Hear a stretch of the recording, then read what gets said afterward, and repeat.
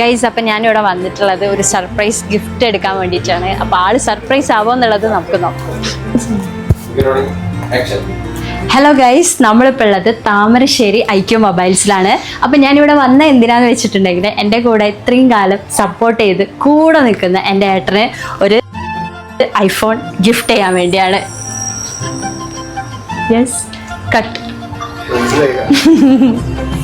This is for you man.